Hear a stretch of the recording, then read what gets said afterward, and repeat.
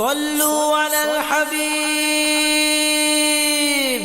اعلیٰ حضرت فرماتے جان ہے عشق مصطفیٰ، روز فضو کرے خدا، او لوگوں جس کو ہو درد کا مزہ، وہ ناز دوا اٹھائے کیوں، اور پھر کے گلی گلی تباہ، ہم ٹھوکریں سب کی کھائیں کیوں، اور دل کو جو عقل دے خدا تو تیری گلی سے جائے کیوں،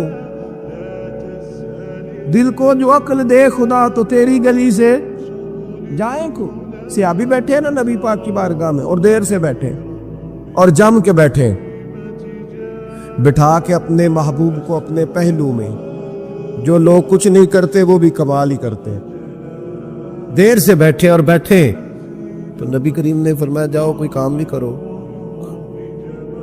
اٹھے ستون کی اوٹ سے ہو کے واپس آگے، کہنے لگے یا رسول اللہ آپ کے بغیر دل ہی نہیں لگتا، تو طبیعت ہی نہیں جمتی، کہیں نظر ہی نہیں ٹھہرتی، جب تک آپ اپنے دل کی کیفیات، یار ہمارے بزرگ، ہمیں تو وقت نہیں ملنا چاہیے، اگر ہمارا دعویٰ ہے کہ ہمیں حضور سے محبت ہے تو وقت ہی نہیں ملنا چاہیے، سیرت ساری پڑھ لی ہے ہم نے، حضور کی احادیث یاد کر لی ہیں، نبی پاک کے فضائل پر جو کتابیں لکھی گئی ہیں وہ ہمارے پاس ہیں، کیا آج صبح سے لے کر اب تک 1100 بار درود شریف نصیب ہوا ہے؟ کیا اگر حضور سے محبت ہے تو ہمارے دل میں نبی پاک کی امت کا درد ہے؟ حضور پر نازل ہونے والے قرآن مجید کو ہم نے سمجھا ہے؟ دین اسلام کی روشن تعلیمات کے ہم کتنے قریب گئے ہیں؟ فارغ وقت آپ کیا جی میں آج کل بور ہوتا ہوں تو بھئی آپ کتاب خریدیں حضور کی سیرت پر، پڑھیں شاہ عبدالحق محدث دہلوی نے کیا لکھا ہے، پڑھیں حضور کے فضائل کمالات، پڑھیں شفا شریف قاضی اعجاز کیا لکھتے ہیں، لیکن زندگی تو ادھر ادھر ضائع ہو رہی ہے۔ محبت والا تو اپنا ٹائم، یہاں تو کسی کو پیار ہو جائے نا اپنے گھر سے تو قربانی دیتا ہے، کہتا ہے آپ سب لوگ کھائیں گے میں پردیس میں جا کے کماؤں گا، پیار ہو گیا نا تو اس نے جدوجہد کی، اس نے عمر گزار دی۔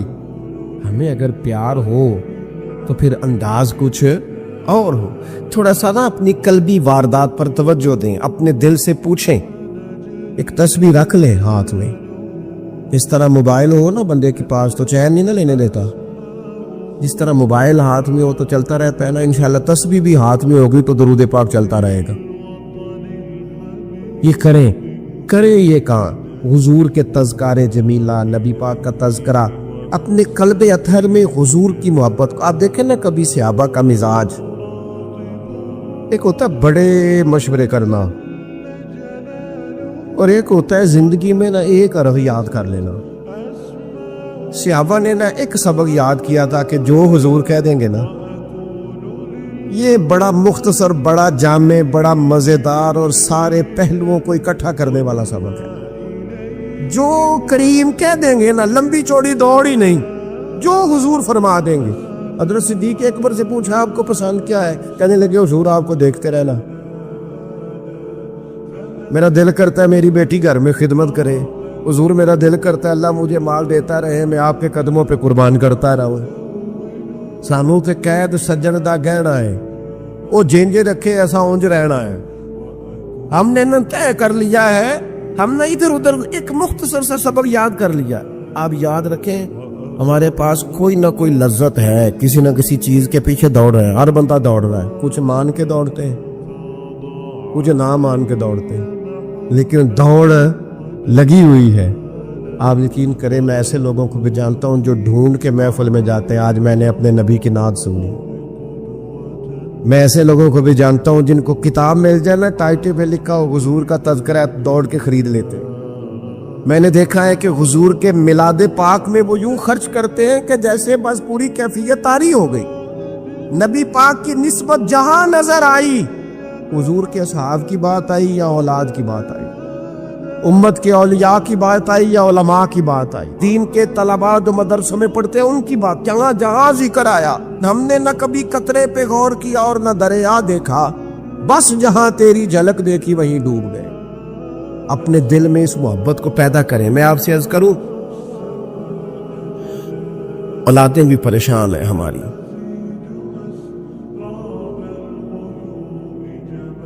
ہم نے بچوں کو پیسے دیے ہیں، ٹائم نہیں دیا.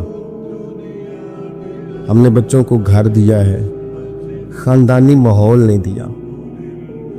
اب شکوہ صرف بچے سے نہیں کہ وہ موبائل پہ ہے، ابا بھی تو موبائل پہ ہی ہے نا، وہ بھی تو نہیں نا چھوڑ رہا. بچے جو چھوٹے موٹے سوالات اپنے ماں باپ سے پوچھتے تھے تو ایک خاندانی روایات، ان کا حسن منتقل ہوتا تھا، وہ اب رخصت ہو رہا ہے. بچے اپنے گھروں میں، آپ کو پتہ ہے یہ صحابہ کی اولادیں کیوں جان قربان کرتی تھی نبی پاک پہ؟ انہوں نے گھر میں جو دیکھا تھا نا اپنے ماں باپ کو کرتے، تو وہ تیار تھے. ایک سے ایک بڑھ کر تھا. حضرت عمر بن جموح جنگ میں آئے تو چاروں بیٹوں سمیت آئے، اولادیں ساتھ آئیں ان کی. کیوں؟ انہوں نے اپنے بچوں کو وقت دیا، ٹائم دیا، ان کی تربیت کی. دیکھیں، ایک ہے میں تقریر کروں، تقریر سے بھی بچے سیکھیں گے. ایک ہے کہ جو ان کا باپ کرتا ہے. میں اکثر ایک مثال دیتا ہوں، میں کہتا ہوں کہ کئی دفعہ گھر میں نا اماں کہتی پتر چپ کر جا، تیرا ابا آج کل پریشان ہے، ناراض ہو جائے گا، چپ کر، ابھی بات نہ کرنا، کاروباری ٹینشن چل رہی. ہوتا ہے کہ نہیں؟ پتر آج نہ بات کرنا، آج تیرے ابا جی کا موڈ نہیں ٹھیک ہوتا ہے نا. تو کبھی کبھی یوں بھی ہونا کہ ابا بستر میں رو پڑے تو پتر اٹھ کے جا کے پوچھے اماں جی خیر ہے، تو اماں بھی رو پڑے، اماں بتاؤ تو صحیح ہوا کیا؟ آپ تو اماں کے پتر تمہارے باپ کو نا حضور کا مدینہ یاد آ رہا ہے. آپ یقین کریں یہ رنگ اولاد پہ وہ رنگ چڑھائے گا، یہ انداز وہ انداز سکھائے گا. ابا پیسوں کے لیے تو روز روتا ہے، زمینوں جائیدادوں کے لیے روتا ہے، میرا کاروبار نہیں چلتا روتا ہے. کاش یہ کبھی حضور کی محبت میں روئے، یہ کبھی اس درد سے تڑپے، کبھی اس کی وہ کیفیت بنے. تو بچے کو کہنا نہیں پڑے گا. اپنوں کے تو آنسو دیکھ کے بندے کے آنسو آ جاتے ہیں. حضرت ذوالقرنین رضی اللہ تعالیٰ عنہ، اللہ تعالیٰ نے انہیں زمین میں اقتدار دیا تھا. 4 لوگ دنیا میں ایسے ہو چکے ہیں جنہیں اللہ تبارک و تعالیٰ نے پوری دنیا میں اقتدار دیا. ایک وقت میں پوری دنیا کا ایک ہی بادشاہ. 2 مسلمان تھے، 2 کافر. مسلمانوں میں حضرت سلیمان علیہ السلام اور جناب ذوالقرنین علیہ السلام، اور کافروں میں بخت نصر اور نمرود. یہ 2 لوگ ہیں جنہیں اللہ نے پوری دنیا میں اقتدار دیا، اور پھر اس کے بعد آنے والے وقت میں اللہ تعالیٰ امام مہدی کو سارا اقتدار عطا فرمائے گا پوری دنیا کا. حضرت ذوالقرنین کے بارے میں 2 روایات ہیں. ایک تو یہ ہے کہ وہ نبی تھے، اور ایک یہ ہے کہ نہیں وہ ولی تھے. لیکن مجھے حضرت مولا علی شیر خدا رضی اللہ تعالیٰ عنہ کا قول ملا ہے جس میں آپ نے فرمایا کہ نہیں وہ نبی نہیں تھے. تو اس لیے میرا نظریہ یہی ہے کہ وہ اللہ کے ایک نیک بندے تھے. اللہ نے انہیں پوری زمین میں اقتدار دیا. وہ ایک مہم پہ نکلے، ان کا ارادہ بنا کہ میں ذرا دنیا کا چکر لگاؤں. تو انہوں نے سفر شروع کیا کہ میں دیکھوں ذرا سورج غروب کہاں ہوتا ہے. تو فرماتے میں پہنچا، بڑا گیا، لیکن میں اس مقام تک پہنچ گیا جہاں سورج غروب ہوتا ہے. تو پھر میں نے دیکھا کہ ایک سیاہ کنواں ہے جس کے اندر جا کے وہ چھپ گیا ہے، لیکن رب کریم کی اس حقیقت تک میں پہنچ سکا نہیں. پھر آپ فرماتے ہیں کہ میں آگے نکلا تو مجھے ایک قوم کے بارے میں بتلایا گیا جو بڑی خونخوار قوم تھی، بڑی خونخوار. اس کو یاجوج اور ماجوج کہا جاتا ہے. یہ قوم اتنی خونخوار تھی کہ یہ درندوں کو بھی کھا جایا کرتے تھے. اتنے لمبے چوڑے ان کے قد تھے، اتنے زیادہ طاقتور تھے کہ سانپ اور بچھو بھی کھا جاتے تھے. یہ نکلا کرتے تھے سبزے کے دنوں میں تو ساری کھیتیاں اجاڑ جاتے تھے، ہر چیز تباہ کر جاتے تھے، حتیٰ کہ انسانوں تک کو کھا جاتے تھے. تو حضرت ذوالقرنین جب وہاں پہنچے، اللہ تبارک و تعالیٰ نے انہیں ان مظلوم لوگوں کا مددگار بنایا جن پر یاجوج اور ماجوج کی قوم ظلم کرتی تھی. انہوں نے آپ سے کہا کہ حضور مہربانی فرمائیں، اس قوم سے تو ہماری جان چھڑائیں. آپ نے فرمایا تم میری مدد کرو. انہوں نے کہا حضور کس طرح؟ فرمایا بس جسمانی طور پر میری مدد کرو. تو آپ نے پھر وہاں ایک دیوار بنائی، لوہا کاٹ کر، سیسا پگھلا کر، پتھر ڈال کر ایک بڑی موٹی تازی دیوار بنائی، اور اتنی اونچی بنائی، اور پھر اس کے چاروں جانب آگ جلائی تاکہ وہ لوہا اس طرح پگھل جائے کہ وہ دیواروں کے ساتھ چپک جائے، تاکہ کوئی آدمی پیر رکھنا چاہے تو پیر رکھ کے اس پہ چڑھ نہ سکے. آپ نے وہ دیوار بنائی، اب اس قوم کا حال یہ ہوا کہ وہ اس کے اندر قید ہیں، وہ صبح جب اٹھتے ہیں تو اس کو توڑنا شروع کرتے ہیں، توڑتے رہتے ہیں تو جب شام ہوتی ہے تو ان میں سے ہر روز ایک شخص کہتا ہے اتنی رہنے دو، باقی کل کریں گے، لیکن جب وہ سویرے اٹھتے ہیں تو اللہ تعالیٰ اس دیوار کو پھر سے مضبوط فرما دیتا ہے۔ نبی کریم علیہ السلام نے فرمایا قرب قیامت میں ایک وقت آئے گا، قیامت کے قریب جا کے ایک ٹائم ایسا آئے گا کہ اس مخلوق میں سے ہی ایک شخص پکارے گا اور پکار کے کہے گا کہ اب سو جاؤ انشاءاللہ، اللہ ان کی زبان پہ جاری کہے گا اب سو جاؤ اور سویرے انشاءاللہ یہیں سے شروع کریں گے۔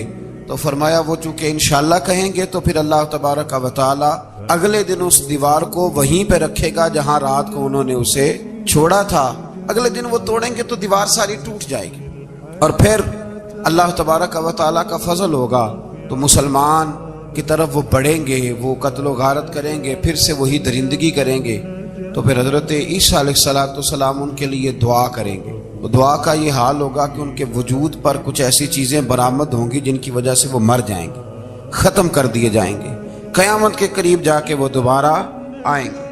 اس کے بعد پھر اللہ تبارک و تعالی نے سورہ کہف کی آخری آیات میں 7 سمندر اور ان جیسے اور بھی آ جائیں، فرمایا 7 سمندر ہوں اور ان جیسے اور بھی آ جائیں اور مل کر وہ روشنائی بن جائیں تو میرے رب کے کلمات ختم ہونے سے پہلے سمندر ختم ہو جائیں گے۔ اور آخری آیت میں اللہ تعالیٰ نے فرمایا کہ اے رسول صلی اللہ تعالی علیہ وسلم آپ کہہ دیجئے کہ میں تمہاری طرح ہی ایک بشر ہوں، انا بشر مثلکم، میں بھی تمہاری طرح ایک۔ اب مثلکم کا بہت سارے لوگوں نے ترجمہ اپنی طرح کا کر لیا ہے، حالانکہ حضور صلی اللہ تعالی علیہ وسلم نے فرمایا کہ بشر ہونے میں تمہاری طرح ہوں، رسول ہونے میں تمہاری طرح نہیں، اللہ کا حبیب ہونے میں تمہاری طرح۔ اور وہ یہ جو میں کہہ رہا ہوں نا نہیں، تو یہ صحیح بخاری کے لفظ ہیں، حضور نے فرمایا ایکم مثلی، کون ہے تم میں جو میری طرح ہو؟ اور تو اپنے رسول کے بارے میں یہ کہے کہ بکریاں چرا رہے تھے تو معاذ اللہ انہیں پتہ ہی نہیں تھا کہ میں نبی بن جاؤں گا، ایسی کوئی بات نہیں۔ اعلیٰ حضرت فرماتے ہیں اللہ اللہ وہ بچپنے کی پھبن، یعنی بچپن میں بھی رنگ ڈھنگ نرالے تھے میرے رسول، اللہ اللہ وہ بچپنے کی پھبن، اس خدا بھاتی صورت پہ لاکھوں سلام، اس خدا بھاتی صورت پہ۔ اور مرحوم اعظم چشتی نے بھی ایک جملہ بڑا خوبصورت کہا، اس نے کہا تیری حیات پاک کا ہر لمحہ پیغمبر لگے۔ انہوں نے اپنے چچا کو بے جان بتوں کی عبادت سے روکا، عذاب الہی سے ڈرایا۔ اس نے کہا کہ آپ ہمیں ہمارے خداؤں سے پھیرنا چاہتے ہیں، اس سے رک جائیں ورنہ ہم آپ کو سنسار کر دیں گے۔ ابراہیم علیہ السلام نے کہا کہ میں آپ کے لیے اپنے رب سے استغفار کرتا رہوں گا، وہ مجھ پر بہت مہربان ہے۔ تو اللہ تبارک و تعالیٰ نے انہیں اسحاق علیہ السلام بیٹے اور یعقوب علیہ السلام پوتے کی بشارت دی، اور یہ بھی فرمایا کہ یہ دونوں نبی بھی ہوں گے۔ پھر آیت نمبر 51 سے لے کر 58 تک مختلف انبیاء کا ذکر ہے۔ اللہ تعالیٰ نے اس میں فرمایا کہ حضرت موسیٰ کو برگزیدہ رسول، نبی اور اللہ کا رازدار کہا گیا، اور حضرت ہارون کی نبوت کا بیان بھی ہوا، اور حضرت اسماعیل کو وعدے کے سچے، نماز اور زکوٰۃ کا حکم دینے والے رسول اور نبی اور اللہ کا پسندیدہ قرار دیا گیا۔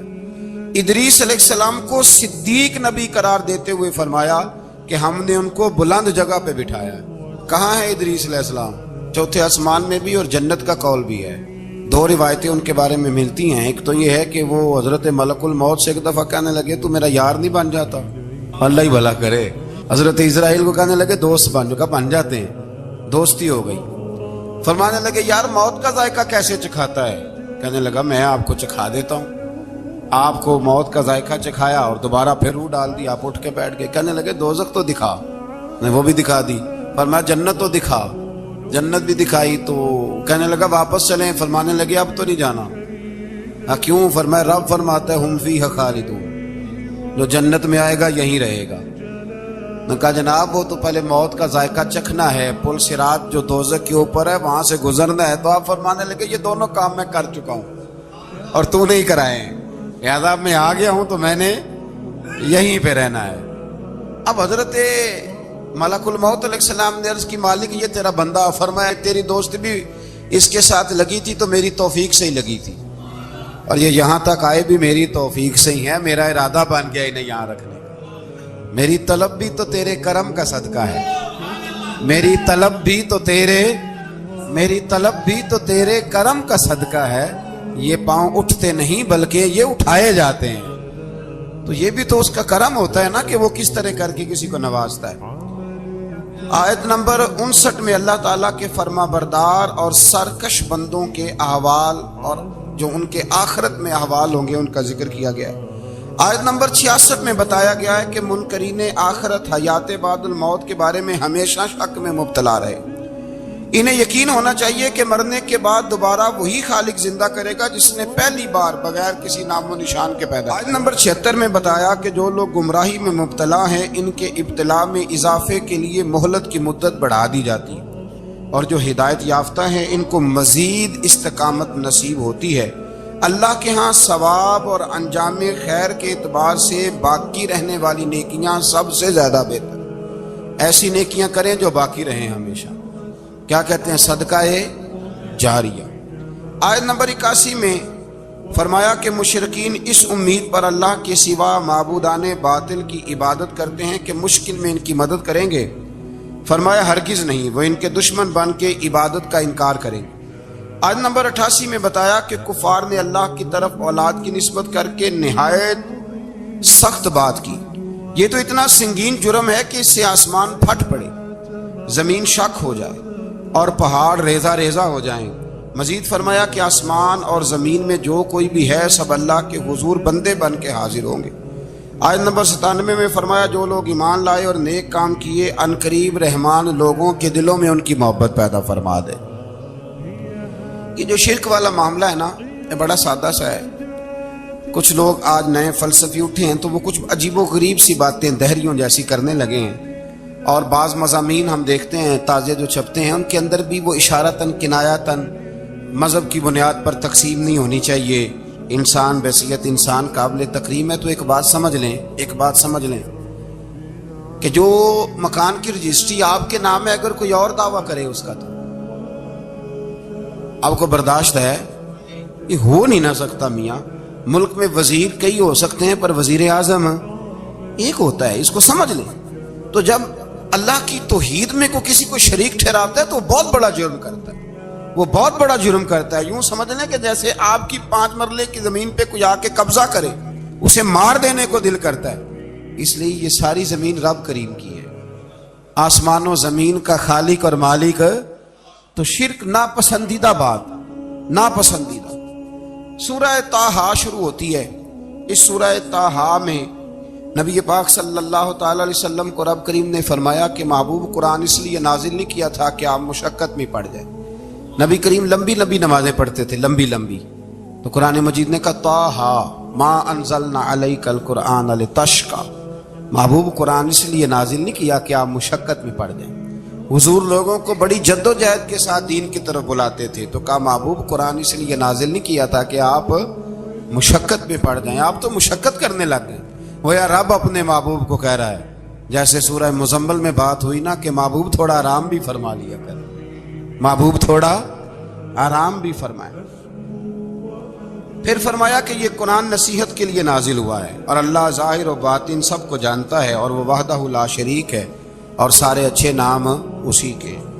آیت نمبر 10 میں فرمایا کہ مدین سے واپسی کے سفر کے دوران موسیٰ علیہ السلام اس واقعے کا بیان کیا کہ وہ اپنی جگہ پر رکے ہوئے تھے، تو وہیں انہیں غیب سے ندا آئی کہ اے موسیٰ میں آپ کا رب ہوں، آپ وادی مقدس میں ہیں تو ادباً اپنے جوتے اتار دیجئے، میں نے آپ کو چن لیا ہے، میرے پیغام وحی کو توجہ سے سنیے، میں اللہ وحدہ لا شریک ہوں، میری بندگی کے لیے، میری یاد کے لیے نماز قائم کیجیے، قیامت آنے والی ہے، اسی کی طرف آپ توجہ فرمائیے۔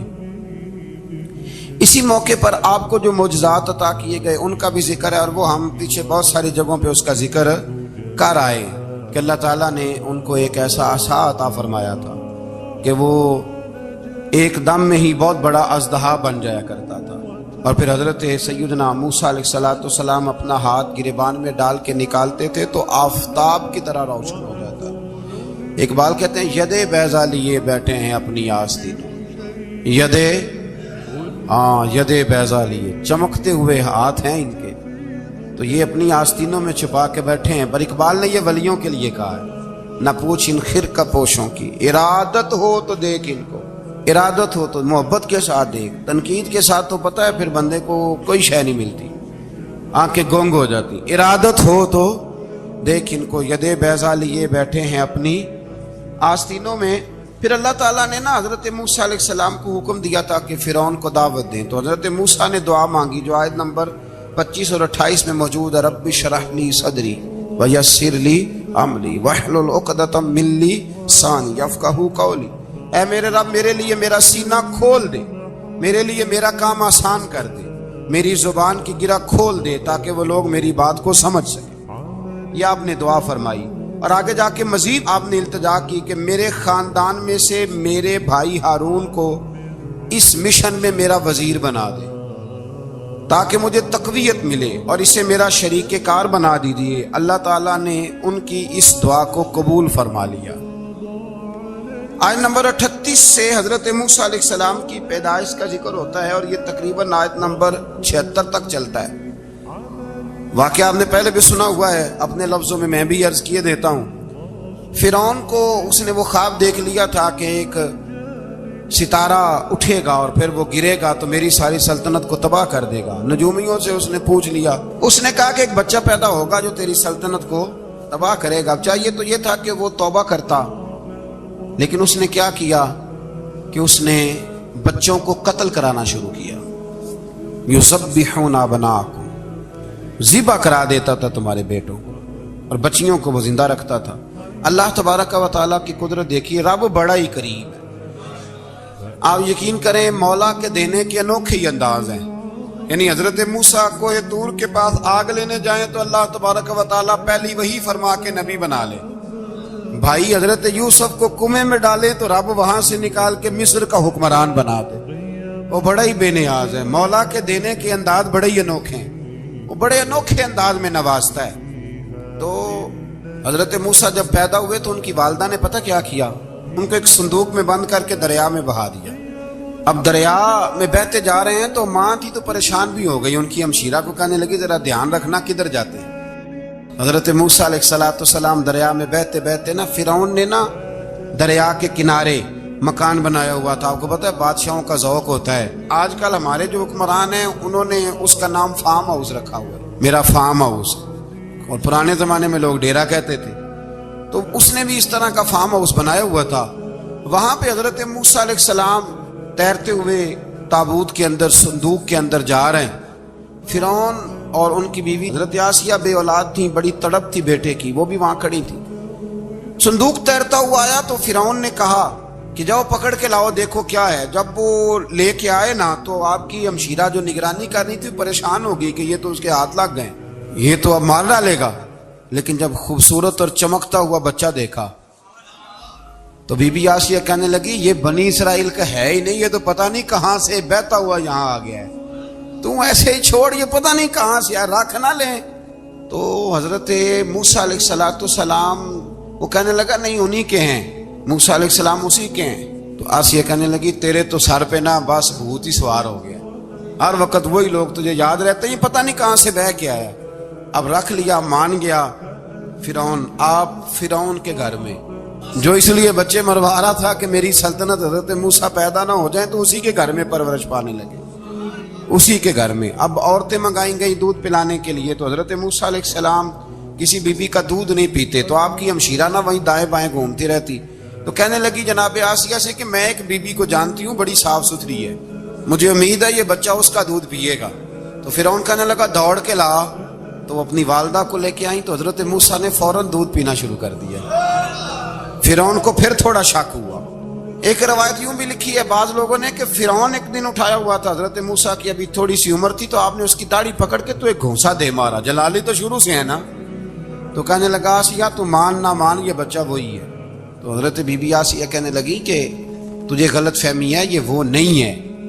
उसने कहा देखो ना ये तू उठाती है तो प्यार करता है, और मेरे जब करीब आता है तो इसके लबो लहजे में मैं तलखी महसूस करता हूँ। उसने कहा बच्चों को क्या पता। खैर एक तरफ उसने खाने पीने की चीजें रख दी, एक तरफ अंगारे रख दिए। वो भी हजरत आसिया कहती हैं कि तुझे समझ आए बच्चे बच्चे होते हैं। हजरत मूसा बच्चे तो थे पर थे तो अल्लाह के नबी ना, अल्लाह के नबी थे। जब उसने कहा ना ये बच्चे हैं तो हजरत मूसा अलैहिस्सलाम बजाए अंगारों की तरफ जाने के नबी थे, वो सीधे खाने पीने वाली चीजों की तरफ बढ़ने लगे। फिर उन कहने लगा अब बता اللہ تعالیٰ نے حضرت جبریل کو بھیجا، انہوں نے کہا ادھر نہیں جانا، آپ ادھر جائیے. تو آپ آگ کی طرف گئے اور ایک کوئلہ اٹھا کے زبان پہ رکھ لیا. تو آسیہ کہنے لگی سمجھ آئی، بچے کو کیا پتا کدھر جانا ہے کدھر نہیں جانا. اگر وہ اتنا ہی خیال ہوتا، وہی بچہ ہوتا تو آگ. اور بعد مفسرین نے لکھا ہے یہ جو حضرت موسیٰ دعا مانگتے تھے نا، رب اشرح لی صدری ویسر لی امری، یہ وہ آگ کا انگارہ جب کوئلہ منہ میں رکھا تھا نا تو اس کی وجہ سے زبان میں کچھ لکنت آ گئی. تو آپ دعا کرتے تھے کہ یا اللہ میری زبان کی وہ بند گرا کھول دے تاکہ میں کھل کے فرعون کے سامنے بات کر سکوں. وہیں حضرت موسیٰ پلنے لگے، وہیں پلے، وہیں جوان ہوئے، وہیں اللہ نے ساری دولتیں دی، بہن بھی ملی، ماں بھی ملی، اور سارے عزیزوں کا پیار بھی ملا. اسی گھر کے اندر اللہ نے پرورش کر کے فرعون کے ظلم سے بنی اسرائیل کو نجات عطا فرمائی. آج نمبر 77 سے موسیٰ علیہ السلام کو حکم ہوا کہ راتوں رات بنی اسرائیل کو لے کے نکل جائیں. انہیں اللہ کی طرف سے یقین دلایا گیا کہ ان کے لیے سمندر میں خشک راستہ نکال لیا جائے گا. فرعون نے ان کا تعاقب کیا اور سمندر میں غرق کر دیے گئے. اس مقام پر اللہ تعالیٰ نے بنی اسرائیل پر اپنے احسانات کا ایک بار پھر ذکر فرمایا. حضرت سعد بن ابی وقاص رضی اللہ تعالیٰ عنہ بھی ایک دن جہاد کے لیے نکلے تو رستے میں سمندر آ گیا. حضرت موسیٰ کی قوم کو نا سمندر نے رستہ دیا تھا. تو جناب سعد بن ابی وقاص سمندر کے کنارے کھڑے ہو کے اب وہ لوگ پوچھنے لگے حضور کیا کرنا ہے؟ فرمایا کرنا کیا ہے، ابھی دیکھیں کیا ہوتا ہے. تو فرمانے لگے وہ سمندر و دریا اگر تو حضرت موسیٰ کی نافرمان قوم کو رستہ دیتا ہے تو ہم تو رسول اللہ کے فرما بردار غلام ہیں، ہمیں بھی رستہ دے. تو 12 رستے بن گئے دریا میں سے. جناب سعد بن ابی وقاص لشکر لے کے گزر گئے، باہر گئے تو ایک دفعہ پھر صحابہ کو یقین دلایا. فرمایا کسی کی کوئی چیز تو نہیں رہ گئی دریا میں؟ دشت تو دشت ہیں دریا بھی نہ چھوڑے ہم، بحر ظلمات میں دوڑا دیے. اب میں کیا کروں، علامہ اقبال نے ہر جگہ کلام لکھا ہے، ہر جگہ. یہ آپ کو پتہ نا، ایک صاحب مجھے بھی سمجھا رہے تھے، میں نے جمعے میں بھی وضاحت کی. کہنے لگے آپ اقبال کی بڑی تعریفیں کرتے ہیں. میں نے کہا مجبوری ہے، وہ کام ہی تعریفوں والے کرتے ہیں تو ہو جاتی ہیں، کیا کیا جائے، آمدام برسر مطلب. تو حضرت سعد بن ابی وقاص نے پوچھا کچھ رہ تو نہیں گیا؟ کہا جناب پیالہ رہ گیا میرا مٹی کا دریا میں. تو حضرت سعد بن ابی وقاص کہنے لگے کوئی مسئلہ نہیں، ہم رسول اللہ کے غلام ہیں. اور اس پر بڑی دلائل ہیں، وقت نہیں ہے آگے بڑھنا ہے. فرمایا او دریا او ہمارا پیالہ تو واپس کر دے. تو ایک لہر آئی تو پیالہ بھی کنارے پہ پھینک گئی. تو اللہ تعالیٰ نے حضرت موسیٰ علیہ السلام کو کی قوم کو وہاں سے نجات دی. آیت نمبر 85 سے سامری کا ذکر ہے. سامری ایک جادوگر تھا. جب حضرت موسیٰ علیہ السلام تشریف لے گئے نا کوہ طور پہ تو اس نے سونے کا ایک بچڑا بنا دیا تھا اور اس کے منہ میں ایسی تاریں اس نے لگائی تھی کہ جب ہوا چلتی تھی تو وہ تاریں بجتی تھیں. مفسرین نے لکھا ہے. تو بنی اسرائیل والوں کو یہ کہتا تھا دیکھو یہ بولتا ہے. تو بڑے کمزور ایمان کے لوگ تھے، اس طرف متوجہ ہو گئے. حضرت موسیٰ علیہ السلام واپس آئے تو انہوں نے پوچھا کہ یہ ماجرا کیا ہے. تو اس نے کہا کہ میں نے نا حضرت جبریل علیہ السلام کا گھوڑا جب چل رہا تھا تو ان کے پاؤں سے جو مٹی لگ رہی تھی وہ مٹی میں نے تھوڑی اٹھا لی تھی اور وہ میں نے اس کے منہ میں رکھی ہے، جس کی وجہ سے اس کے منہ سے آواز ہے. وہ مٹی کب اٹھائی تھی وہ بھی لکھا ہے مفسرین نے کہ حضرت موسیٰ علیہ السلام نے جب کہا نا بنی اسرائیل والوں کو کہ گھوڑے ڈالو اندر، حالانکہ رستے بن بھی گئے تھے، پھر بھی کہنے لگے ایسا نہ ہو کہ اندر جائیں تو پانی پھر آ جائے. تو یہ جاتے نہیں تھے، ڈرتے تھے، کمزور ایمان کے لوگ تھے نا. اصل مسئلہ نا اندر کا ہے. آپ یقین کریں یہ بڑی باکمال بات ہے. میں تو اس نتیجے پہ پہنچا ہوں تھوڑی سی زندگی گزار کے کہ یقین اگر مضبوط ہو نا تو انسان کی زندگی کا ہر کٹھن رستہ آسان ہو جاتا ہے. لیکن جن لوگوں کے اندر مسائل بہت زیادہ ہوتے ہیں ان کے لیے بیرونی کوئی کام کرنا بھی بڑا ہی مشکل ہوتا ہے. تو یہ لوگ کہنے لگے کیسے اندر جائیں گے تو پھر نہ پانی مل جائے. تو حضرت جبریل امین آئے گھوڑی پہ بیٹھے ہوئے، انہوں نے آگے آگے گھوڑی دوڑائی. تو آگے گھوڑی دوڑی تو ان کے گھوڑے خود بخود پیچھے دوڑ پڑے. حضرت سیدنا جبریل کی گھوڑی جہاں پیر رکھتی تھی وہاں سے سبزہ اگتا تھا. سامری جادوگر تھا، حیرت انگیز چیزوں کو جمع کر لیتا تھا. اس نے وہ جمع کر کے رکھ لی اور بچڑا بنا دیا. تو حضرت موسیٰ علیہ السلام نے جب اس سے پوچھا تو اس نے یہ بات بتائی اور کہنے لگا یہ تدبیر مجھے میرے نفس نے سجائی تھی. حضرت موسیٰ نے اس سے کہا تو یہاں سے چلا جا، زندگی میں تیرے لیے وحشت کی سزا ہے. اور تیری سزا کا وقت آخرت میں مقرر ہے۔ وحشت کا بھی عذاب ہوتا ہے کچھ لوگوں کو وحشت کا عذاب یہ ہوتا ہے، یعنی انسان ہر وقت خوف زدہ رہے۔ آیات بتاتی ہیں کہ اس پر کون سا عذاب ہے، اس پر ایک وحشت طاری ہے۔ اللہ سے دعا مانگیں اللہ تبارک و تعالی ان ساری آزمائشوں سے ہمیں محفوظ فرمائے۔ اسی تسلسل میں پھر قیامت اور سور پھونکے جانے کا ذکر ہے۔ آیت نمبر 105 سے فرمایا کہ لوگ آپ سے پہاڑوں کے متعلق سوال کرتے ہیں، آپ ان سے کہہ دیجئے میرا رب انہیں ریزہ ریزہ کر دے گا اور پوری زمین ہموار میدان کی طرح ہو جائے گی۔ آیت نمبر 109 میں قیامت کی ہولناکیوں کا ذکر ہوا اور فرمایا آج اللہ کی بارگاہ میں کسی کو مجال شفاعت نہیں ہوگی سوائے اس کے جسے وہ اذن شفاعت عطا کرے اور جس کے قول سے وہ راضی ہو۔ آیت نمبر 110 سے اکھڑی گردنوں کے حی و قیوم کے سامنے جھکنے، ظالموں کے نامراد ہونے اور مومنین صالحین کے کامیاب ہونے کا ذکر ہے۔ آیت نمبر 114 میں علم میں اضافے کی تعلیم کے لیے دعا ارشاد فرمائی گئی ہے جو بڑی معروف ہے، رب زدنی علما۔ آیت نمبر 115 سے اس بات کا ذکر ہے کہ آدم علیہ السلام جو جنت میں درخت کے قریب چلے گئے تو یہ ان کی بھول اور اجتہادی خطا تھی، اللہ نے خود وضاحت فرما دی، اور انہوں نے قصداً اللہ کے حکم کی نافرمانی نہیں کی۔ آدم علیہ السلام کو جنت میں داخل کر کے بتایا کہ یہاں نہ بھوک لاحق ہوگی، نہ بے لباسی ہوگی، نہ پیاس لگے گی، نہ ہی دھوپ کی تپش محسوس ہوگی، اور یہ کہ آپ اپنے دشمن شیطان کی چالوں سے بچے رہیں گے۔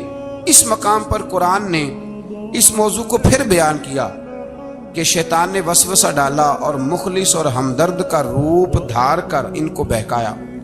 انہوں نے ممنوع درخت سے کھا لیا سو ان کے ستر کھل گئے اور جنت کے پتوں سے اپنے ستر کو ڈھانپنے لگے، پھر اللہ نے ان کی توبہ قبول کی اور جنت سے زمین پر بھیج دیا۔ آیت نمبر 124 سے اللہ تعالیٰ نے فرمایا جو ہماری یاد سے غافل رہے گا ہم اس کے لیے معیشت تنگ کر دیں گے، ومن اعرض عن ذکری فإن له معیشۃ ضنکا، جو ہماری یاد سے غافل ہوگا اس کے لیے زندگی اس پر اللہ تبارک و تعالی ہر وقت اپنی یاد کی توفیق عطا فرمائے۔